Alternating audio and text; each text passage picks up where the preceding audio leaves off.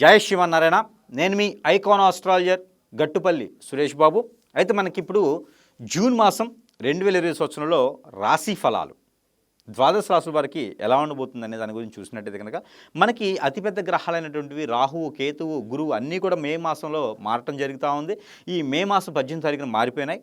ఈ గ్రహాల మార్పిడి వలన ఈ ద్వాదశ రాశుల వారికి ఎలా ఉండబోతుంది, దాంట్లో ఈ యొక్క మకర రాశి వారికి ఎలా ఉండబోతుంది అనే దాని గురించి ఒకసారి మనం పరిగణనలు తీసుకుందాం.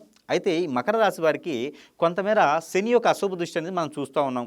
గత 3 మాసాలుగా వారు అనుకున్న పని ముందుకెళ్ళకపోవడం, ఏ పని ముందుకెళ్ళకపోవడం, డబ్బు రాకపోవడం, ఏ వ్యాపారం పెట్టినా వెనక్కి రావడం, ఎందులో జాబులు వెసులుబాటు లేకపోవడం, విదేశీ అనుకున్న అక్కడ అయిపోవడం, పెళ్లి సంబంధాలు కుదరకపోవడం, కుదిరిన సంబంధాలు ఆ పెళ్లి దాకా రాకపోవడం, ఇవన్నీ కూడా మకర రాశి వాళ్ళకి జరుగుతూ ఉన్నాయి గత 4 నెలల నుంచి. మరొకటి ఏంటంటే పెళ్ళయి విడాకులకు వెళ్ళిపోవడం, భార్య ఇంకొకరితోనూ భర్త ఇంకొకరితో ఎఫైర్స్ పెట్టుకోవడం, పిల్లలతో గొడవ పట్టడం, రోడ్డు మీద పడి కొట్టుకోవడం, ఇవన్నీ కూడా మకర రాశి వాళ్ళ దాంట్లో 2-3 నెలలకే బాధ చూస్తూ ఉన్నాం. కొంతమంది అయితే వేరే విధంగా కూడా వెళ్ళేటువంటి పరిస్థితులకి ఏర్పడుతూ ఉంది మకర రాశి వారి పరిస్థితి.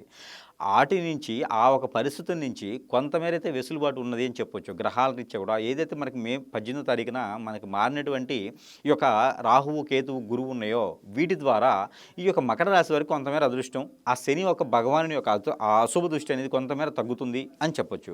అలానే బుధుడు కూడా మనకి అనుకూలంగా ఉన్నారు కాబట్టి అలాంటి గ్రహరీత్యా అలాంటి ఇబ్బందులు లేకుండా ఉండేదానికి పరిహారం చూద్దాం. అయితే మనకి ఇప్పుడు మకర రాశి వారు ముఖ్యంగా ఏంటంటే విదేశాలకు వెళ్ళాలని ఎవరైనా ఉన్నారా, రాజకీయ రంగంలో ఎవరైనా ఉన్నారా, సినీ పరిశ్రమలో ఎవరైనా ఉన్నారా, వారికి ఖచ్చితంగా అవకాశాలు వస్తాయి, ప్రయత్నం చేయండి. అవకాశాలు ఉన్నాయి, ప్రయత్నం చేయండి. ఎవరితోనే మాట్లాడండి, ఖచ్చితంగా మీ పని అయిపోతుంది.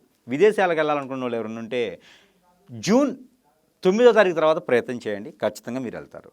కాకపోతే ఎవరిని నమ్మకండి, మీకు మీరుగా అన్నీ సెట్ చేసుకోండి, మీకు మీరుగా అన్నీ ఆలోచించుకోండి, మీకు మీరుగా ఎంక్వైరీ చేసుకొని మాత్రమే చేయండి. ఎవరికి డబ్బులు ఇవ్వద్దు, ఎవరికి ఇది చేయొద్దు.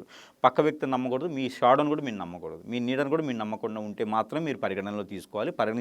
సరే అది జీవితకాలం కూడా ముందుకి పై స్థాయికి వెళ్ళేటువంటి అవకాశాలు అయితే ఖచ్చితంగా ఉన్నాయి. మీరు మకర రాశి వారు అయితే కనుక మకర రాశి వారికి జాబు కన్నా కూడా బిజినెస్ అనేది చాలా కలిసి వస్తుందండి. ఇది మకర రాశి వారికి ఓవరాల్గా చెప్తున్నాను. అది జూన్ మాసంలో మొదలుపెట్టుకుంటే ఇంకా బాగా కలిసి వస్తుంది కాబట్టి ఆ మేర ప్రయత్నం చేయండి.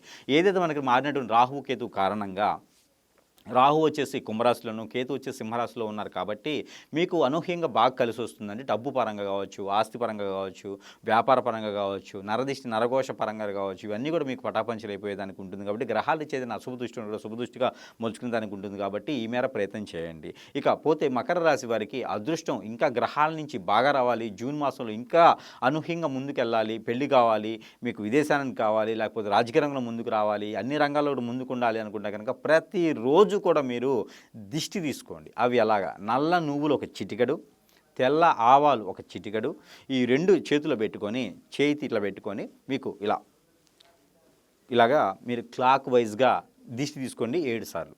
దిష్టి తీసుకున్నటువంటి ఆవాలు, నువ్వులు ఏమున్నాయో అవన్నీ పారేడు నీటిలో వేయండి, లేదా వారంకి ఒకసారి అట్లా వేయండి. లేదంటే కనుక ఏ రోజు కారో దిష్టి తీసుకొని పరివేయండి, లేదా పొదలుగా ఉన్నటువంటి చెట్లో వేయండి. ఇది ఒక రెమెడీ.